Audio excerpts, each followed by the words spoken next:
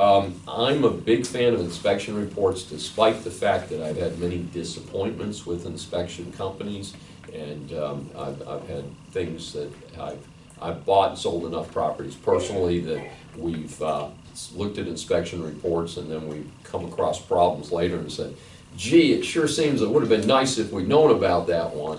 But in any event, we still do recommend them as a good first step.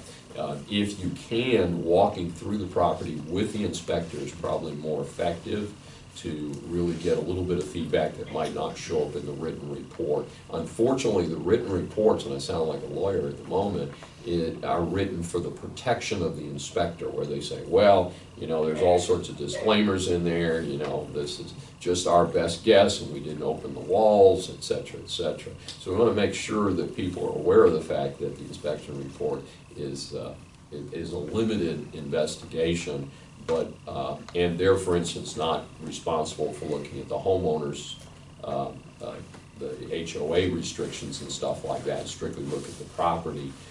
Also, termite inspection in Houston, Texas, and the surrounding area is an absolute must. Termites are a severe problem here, and we don't just have subterranean termites, which is the ones that are treated. Your foundation is treated for that, but we also have airborne termites, and airborne termites are virtually, you don't treat a property for it, you treat a property after you're diagnosed for that. And that, of course, is the multicolored tent that you see around town. And if you see a multicolored tent in a neighborhood, I will predict that within 5 years, every house in that subdivision will be treated. It's not complicated. The bugs don't just disappear. They get gassed in one house, the few critters that get loose go next door and all that. So we're experiencing that in the Heights right now. So they've been doing it for about 5-6 years, and there's not a super lot you can do about it, although if you're rebuilding or building new, you can put in treated wood.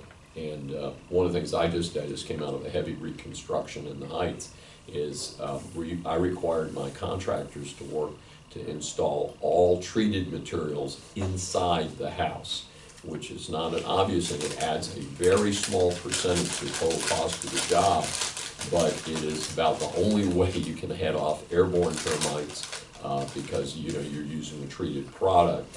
Obviously, everything that's outside your house and everything under your house should be treated, and that's pretty standard. But kind of a good idea to watch out for things.